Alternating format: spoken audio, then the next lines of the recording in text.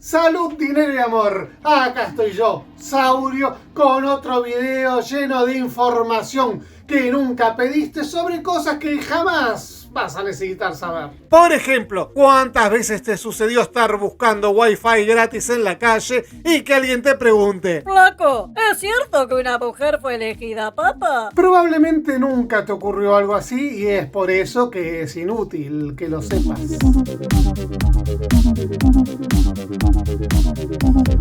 Pero como probablemente te dio curiosidad, te cuento. La idea de que una mujer fue elegida papa surge a fines de la Edad Media, en el siglo XIII. Y como suele suceder en estos casos, al principio la historia es vaga y ambigua, o sea, no se sabe cómo se llamaba la mujer, qué nombre adoptó como varón o como papa, qué pasó para que fuese elegida en ese puesto, cosas así. Y después con el tiempo se le van agregando cada vez más detalles, hasta que lo que al principio había sido una historia vaga de algo que había ocurrido en algún momento impreciso del siglo XII, se convirtió en algo que había ocurrido en una fecha exacta y precisa del siglo IX. En fin, eso, sin más preámbulos, la historia de la papisa Juana. En el año 822, cerca de Maguncia, en Alemania, nace esta chica a la que terminamos llamando Juana, pero que en algunas versiones de la leyenda dicen que se llamaba Agnes o Gilberta. Como sea, era hija de unos anglos que habían llegado al país de los sajones para predicar el evangelio, y es por eso que el nombre de varón por el que se la conoce en las leyendas es Johannes Anglicus, o sea, Juan el Inglés, pese a que, como dijimos, era alemana. Como era una chica inteligente y deseosa de conocimientos, se vistió de varón para poder acceder a los estudios que le estaban vedados por ser mujer. En la mayoría de las versiones de la historia, Juana huye con un novio rumbo a Atenas, donde se destacó por su dominio de las 7 artes liberales, es decir, gramática, dialéctica, retórica, aritmética, geometría, astronomía y música. Luego de completar sus estudios, Juana o Agnes o Gilberta se consigue un conchavo como monje copista. Esto le permite viajar de monasterio en monasterio por toda Europa y así conoce a la emperatriz Teodora, al rabino Isaac Israelí y al rey Carlos el Calvo. La cosa es que Juana finalmente llega a Roma en el 848 y su erudición le permite entrar como notario de la curia o como secretario de Asuntos Internacionales del Papa León IV, según la versión de la leyenda. La cosa que coincide en toda la leyenda es que finalmente es elegida cardenal y cuando León IV muere en el 855,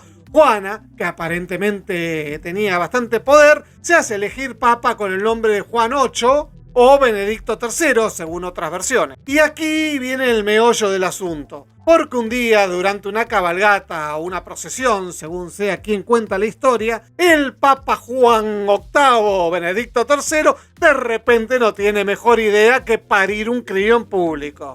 Lo que sigue, como se imaginarán, es que se arma un escándalo de proporciones mayúsculas porque, bueno, se descubre el engaño de la peor manera posible. Hasta este punto, más o menos todas las historias coinciden, detalle más, detalle menos, pero todas cuentan más o menos lo mismo. Pero, ¿qué es lo que sucede con Juana después de que da a luz en la calle? Según Jean de Mailly, que es el primero en contar la historia de la papisa en su Crónica Universalis Metensis, después de haber parido durante la cabalgata, la turba indignada ata a la mujer, sin nombre aún en esta versión, a uno de los caballos, la arrastran por toda la ciudad, la apedrean hasta matarla y la entierran en el mismo lugar donde falleció. En su tumba escriben Petre Pater Patrum Papisae Prodito Partum, que en latín significa Pedro, padre de padres, revela el parto de la papisa. Según Martín de Opava, también conocido como Martín el Polaco, pese que Opava está en la República Checa, Juana muere a consecuencia del parto en una callejuela entre el Coliseo y la iglesia de San Clemente. Y dice que desde ese entonces los papas evitan pasar por ese camino cuando hacen sus procesiones desde la Basílica de San Pedro a la Basílica de San Juan de Letrán. En otros textos de Martín de Opava, Juana no muere, sino que es destituida y se va a hacer penitencia. El niño, por su parte, crece y termina como obispo de Ostia, que es el puerto de Roma. Y allí es donde estaría enterrada Juana, o Agnes, o Gilberta, o como se llame. ¡Hostia, que la han enterrado en hostia! Y esto es lo que cuenta la leyenda, que tiene su bonus track con el tema de los Palpati. Según esta historia, cada vez que eligen un nuevo papa, este se sienta en una silla especial con un agujero en el medio por el cual desliza sus genitales y un joven diácono o un joven cardenal se ocupa de palpar por debajo de la silla, confirmando que el papa tiene el equipamiento correcto, diciendo la frase Tuo sabete et bene pendentes. en latín significa Tiene dos y le cuelgan bien. a lo que el resto de la concurrencia exclamaría Deo gratias. o sea, gracias a Dios y todos felices, en especial el Papa que recibió mucho cariño. Por supuesto que toda esta historia de los Palpati es mentira, pese a que la silla existe y está expuesta en el Museo del Vaticano. Se trata de la sedia stercoraria, que como su nombre en latín lo indica, es una silla de mierda. O sea, es un asiento lujoso para que los papas y anteriormente algún noble romano hicieran sus necesidades cómodamente en lugar de tener que agacharse en la letrina. De hecho, no es la única de estas sillas. Que yo sepa hay dos. Una es la que está en el Museo del Vaticano y la otra está en el Museo del Louvre. Evidentemente, en algún momento de la historia, la gente se olvidó para qué servían estas sedias estercorarias que usaban los romanos y como los papas, que también se habrán olvidado, las usaban en público, ya sea porque eran cómodas o porque eran lujosas, la gente empezó a tratar de inventar para qué servían. Y bueno, la leyenda de la papisa Juana le dio pie para inventar la leyenda de los Palpati. Otro bonus track aparece en Crónica delle Vite de Pontefici e Imperatori Romani, un libro usualmente atribuido a Petrarca, pero que tal vez no sea de él. Allí se cuenta que, en el mismo momento en el que Juana parió, en Brescia llovió sangre durante 3 días y 3 noches y que en Francia aparecieron langostas monstruosas con 6 alas y poderosos dientes, que luego se ahogaron en el Canal de la Mancha y contaminaron el aire. Y un tercer bonus track de la leyenda es que la papisa Juana tiene su propio arcano mayor en el tarot. O sea, que durante 3 siglos, más o menos del 13 hasta el 16, la gente se creyó que había sido cierto que una mujer engañó a toda la Iglesia Católica, que logró hacerse elegir papa y que la triquiñuela recién fue descubierta cuando la mujer no tuvo mejor idea que parir en público. La primera deconstrucción de la leyenda la hizo Florimond de Roermond en 1587 y recién en 1601 el Papa Clemente VIII declaró falsa la leyenda. A ellos se sumaron Onofrio Pavinio y David Blondel, que también demolieron el mito por ridículo e imposible. Más recientemente, en 1910, la Enciclopedia Católica señala el evidente problema de la versión de Martín de Opava, que pone cronológicamente a Juana entre León IV y Benedicto III. León IV murió el 17 de julio del 855 y Benedicto III fue elegido inmediatamente papa por el clero, aunque recién asumió el cargo el 29 de septiembre de ese año, porque en el medio hubo un antipapa, es decir, un papa usurpador llamado Anastasio el Bibliotecario. Sí, ya sé, Benedicto III es uno de los nombres que se dice que usó la papisa Juana en su papado, pero bueno, aparentemente hay evidencia histórica que indican que este Benedicto III era realmente varón. Aparte, grandes enemigos del papado de la época, como el patriarca de Alejandría, Focio el Grande, no dicen nada sobre la existencia de una papisa, lo que es raro, porque justamente este sería un punto fuerte para justificar su cisma. O sea, que durante 3 siglos, tanto católicos como sus enemigos se creyeron a pie juntillas que era cierta la historia de la papisa Juana. Pero en cuanto se le aplicó un poquito de pensamiento crítico al asunto, toda la historia se vino abajo. De todos modos, esto no impidió que de tanto en tanto la leyenda de la papisa Juana resucitara, en especial durante la Reforma Protestante. Es que, si tenés una buena pieza de propaganda negativa, ¿vas a dejar de usarla? Las fake news no se inventaron ayer.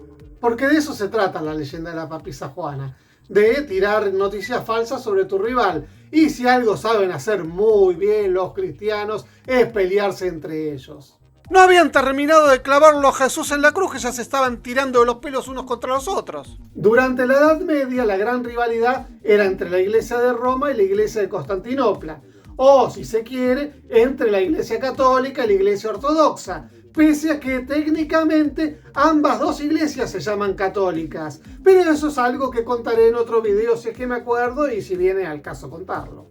Como sea, la acusación de que eunucos o mujeres ocupaban altos cargos en la jerarquía de la iglesia rival era algo bastante común durante la Edad Media, mucho antes de que la leyenda de la papisa Juana tomara forma. Es que, siendo tan machistas ambas iglesias, no iban a desperdiciar la oportunidad de llamar maricones o pollerudos a los otros, ¿no? Según César Baronio, la leyenda puede haber surgido por la naturaleza afeminada de Juan VIII, que, como recordarán, era también otro de los nombres supuestos de la papisa. Lo de afeminado de Juan VIII no es porque fuera gay, que tal vez lo fuera, pero no viene al caso, sino porque fue muy blando con el ya mencionado Focio, que había amenazado con un cisma y Juan lo convenció para que la iglesia de Constantinopla no abandonara la cristiandad unida. Ay, decí que te arrepentís. Ok, me arrepiento. Genial. Seguís siendo patriarca, obispo, hermano y colega. ¡Yes! Otro origen posible, que lo señalaba David Blondel, es que la leyenda se tratara de una sátira contra Juan XI, un papa muy joven, ya que fue elegido cuando tenía 20 años y murió cuando tenía 24. Juan XI era un títere de su madre, la poderosa Marosia, a la que podríamos considerar como la verdadera papisa. Marosia y su madre, la senadora Teodora, que no tiene nada que ver con la emperatriz Teodora que mencioné hace un rato, fueron dos poderosas mujeres del siglo X que controlaron a una gran cantidad de papas y miembros importantes de la Iglesia Católica. Marosia y Teodora se merecen un video aparte porque la historia de ellas da para mucho, pero bueno, les spoileo que el periodo en el que ellas controlaron casi toda la Iglesia Católica se lo conoce como pornocracia. No se hagan ilusiones. Lo de pornocracia viene porque la palabra en griego significa gobierno de putas. ¿Y cómo iban a decirle a dos mujeres poderosas que controlaban todo, siendo tan machista esta gente? Putas. Otro candidato, el que propone Onofrio Paviño, es Juan XII, que era nieto de Marosia y obviamente bisnieto de Teodora. A este Juan lo eligieron a los 18 años y se lo conoce como el Papa Fornicario, porque bueno, eso, que lo del voto de castidad ni noticias.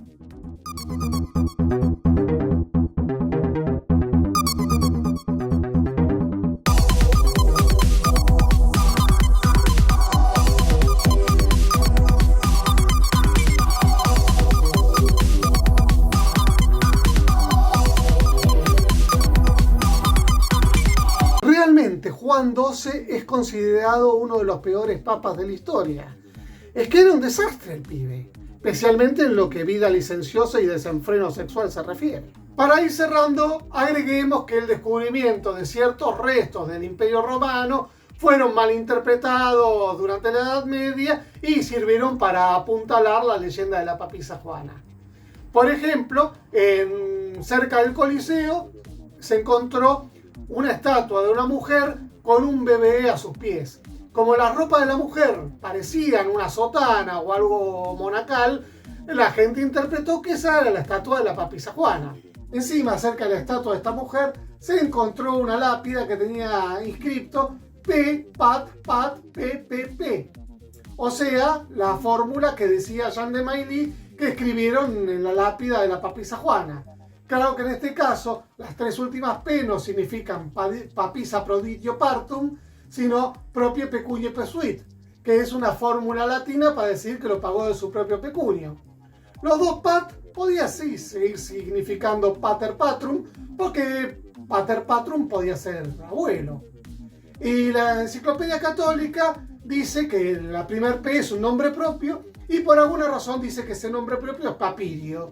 ¿De dónde sacaron Papirio? No me pregunten porque no lo sé. Uno podría interpretar ahora que esa lápida dice que el abuelo Papirio pagó de su propio bolsillo la estatua de la mujer que tiene al bebé a sus pies. En síntesis, que jamás una mujer fue elegida papa. A esta altura del partido podían romper la racha y elegir a una, pero bueno, a esta altura del partido podían dejarse de joder con la religión, admitir que son todas supersticiones y dedicarse a usar el tiempo libre en cosas más útiles.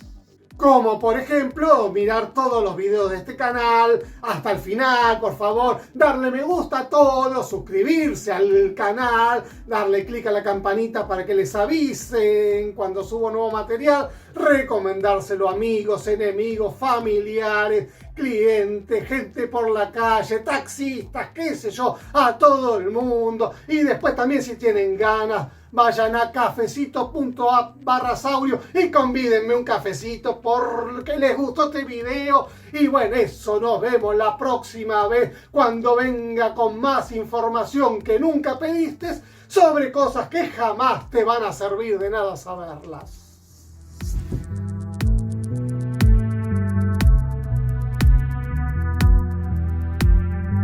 Ay, me reventé las rodillas.